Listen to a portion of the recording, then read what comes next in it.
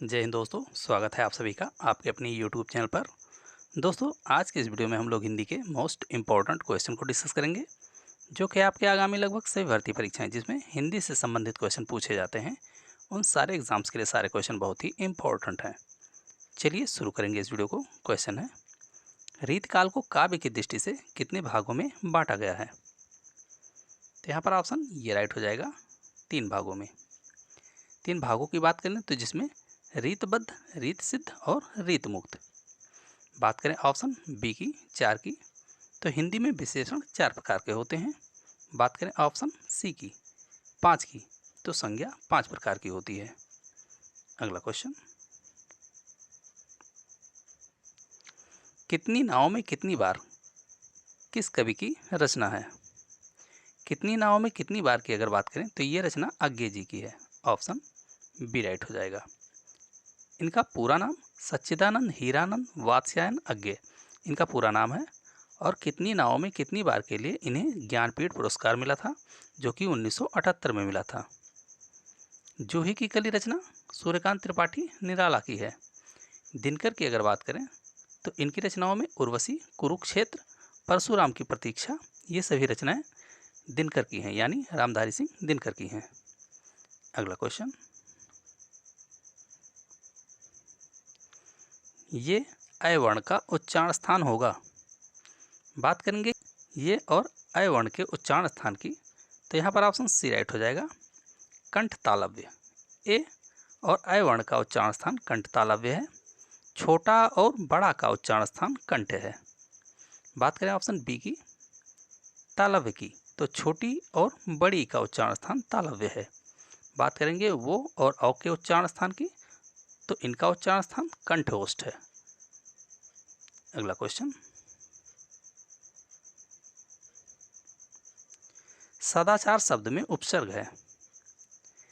सदाचार में उपसर्ग की बात करें तो इसमें ऑप्शन सी राइट होगा, सत, जिसमें हलंत लगेगा। उपसर्ग किसे कहते हैं? ऐसे शब्दांश जो शब्द के शुरू में जोड़े जाते हैं और शब्द में कुछ विशेषता या परिवर्तन लाते हैं, ऐसे शब्दांश को उपसर्ग कहा जाता है। अगला क्वेश्चन, निम्नलिखित में से कौन सा योग रूढ़ शब्द है? योग रूढ़ की अगर बात करें तो ऑप्शन सी राइट हो जाएगा, पीताम्बर। पीताम्बर ये योग रूढ़ शब्द है। बात करें ऑप्शन बी की, घर की, तो ये रूढ़ शब्द है जो 2 वर्णों के मेल से बनते हैं और जिनका खंड करने पर कोई सार्थक अर्थ नहीं निकलता है, वो रूढ़ शब्द होते हैं। और जो 2 शब्दों के मेल से बनते हैं और तीसरा अर्थ नहीं प्रकट करते हैं, वे यौगिक शब्द होते हैं। यानी कि पाठशाला ये यौगिक शब्द है, घर रूढ़ शब्द है, और जो 2 शब्दों के योग से तो बनते हैं किंतु तीसरा अर्थ प्रकट करते हैं, वो योग रूढ़ शब्द होते हैं। यानी पीताम्बर ये योग रूढ़ शब्द हो जाएगा। अगला क्वेश्चन, रमेश बाजार जाता है, यह किस प्रकार का वाक्य है? रमेश बाजार जाता है ये सरल वाक्य हो जाएगा। ऑप्शन ये राइट है। रचना के आधार पर वाक्य 3 प्रकार के होते हैं, सरल वाक्य, संयुक्त वाक्य और मिश्र वाक्य। बात करेंगे रमेश बाजार जाता है की, तो जिस वाक्य में एक उद्देश्य और एक ही विधेय हो, वहां पर सरल वाक्य होता है। अगला क्वेश्चन,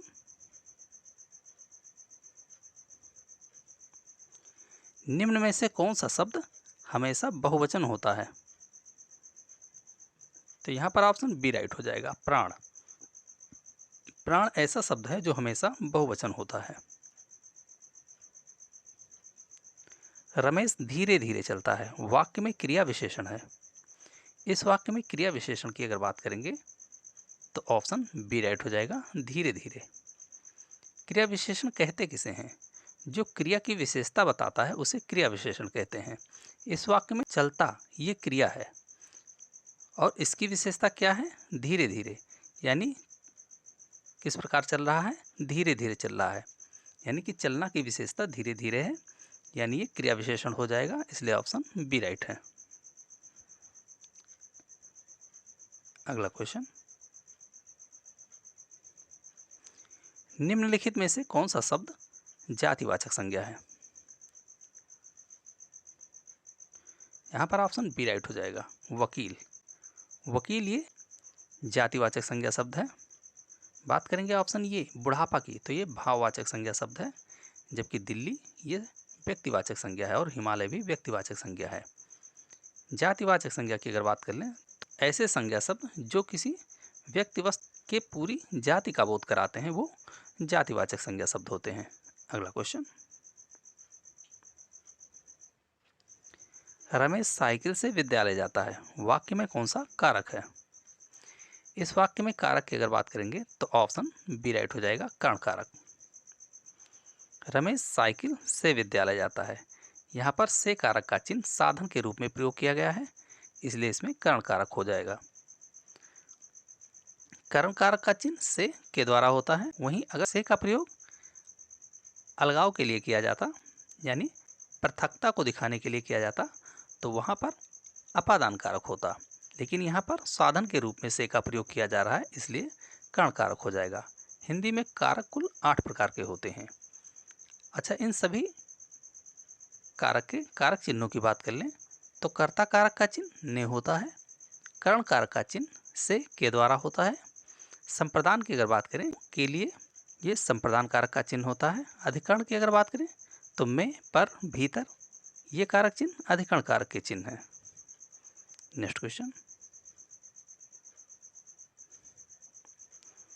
दो निकटवर्ती वर्णों के परस्पर मेल से जो विकार होता है उसे क्या कहते हैं? तो निकटवर्ती वर्णों के परस्पर मेल से जो विकार होता है उसे संधि कहते हैं। ऑप्शन ये राइट हो जाएगा। प्रत्यय किसे कहते हैं? ऐसे शब्दांश जो शब्द के अंत में जोड़े जाते हैं और शब्द में कुछ विशेषता या परिवर्तन लाते हैं, ऐसे शब्दांश को प्रत्यय कहते हैं। हिंदी में प्रत्यय 2 प्रकार के होते हैं, कृत प्रत्यय और तद्धित प्रत्यय। अगला क्वेश्चन, उच्चारण शब्द का सही संधि विच्छेद है। उच्चारण शब्द का संधि विच्छेद की अगर बात करेंगे तो यहाँ पर ऑप्शन डी राइट हो जाएगा, उत धनचारण, इस प्रकार इसका संधि विच्छेद होगा। बात करेंगे इसमें संधि की तो इसमें व्यंजन संधि है। संधि कुल 3 प्रकार की होती है, स्वर संधि, व्यंजन संधि और विसर्ग संधि। अगला क्वेश्चन, दाल भात में कौन सा समास है? बात करेंगे दाल भात में समास की तो यहाँ पर द्वंद्व समास हो जाएगा। ऑप्शन बी राइट है। जिस समास में दोनों पद प्रधान होते हैं वहाँ पर द्वंद्व समास होता है। इसका समासी विग्रह करेंगे तो दाल और भात, इस प्रकार इसका समासी विग्रह होगा। बात करेंगे ऑप्शन ये की तत्पुरुष समास की, तो जिस समास में पूर्व पद गौण और उत्तर पद प्रधान होता है वहाँ पर तत्पुरुष समास होता है। बात करें ऑप्शन सी द्विगु समास की, तो जिस समास में पूर्व पद संख्यावाची विशेषण हो और समस्त पद मिलकर किसी समूह या समाहार का बोध कराते हैं वहाँ पर द्विगु समास होता है। बात करें ऑप्शन डी बहुब्रीहि समास की, तो जिस समास में कोई भी पद प्रधान ना हो और अन्य पद प्रधान हो वहाँ पर बहुब्रीहि समास होता है। समास कुल 6 प्रकार के होते हैं। अगला क्वेश्चन, निम्न में से महाभोज किसकी रचना है? महाभोज ये मन्नू भंडारी की रचना है। ऑप्शन सी राइट हो जाएगा। बात करें ऑप्शन डी की गजानन माधव मुक्तिबोध की, तो चांद का मुंह टेढ़ा है ये रचना गजानन माधव मुक्तिबोध की है। अगला क्वेश्चन, प्रभु जी तुम चंदन हम पानी प्रस्तुत पंक्ति किस कवि की है? तो ये पंक्ति रैदास की है। ऑप्शन सी राइट हो जाएगा। बात करें ऑप्शन बी की कबीरदास की, तो साखी शबद रमैनी ये रचनाएं कबीरदास की है। सूरदास की अगर बात करें तो सूर सरावली साहित्य लहरी ये रचनाएं सूरदास की हैं। तो दोस्तों ये वीडियो कैसा लगा इसे कमेंट बॉक्स में ज़रूर बताएं। अगर वीडियो पसंद आया हो तो वीडियो को लाइक करें, शेयर करें और चैनल को जरूर सब्सक्राइब करें। धन्यवाद।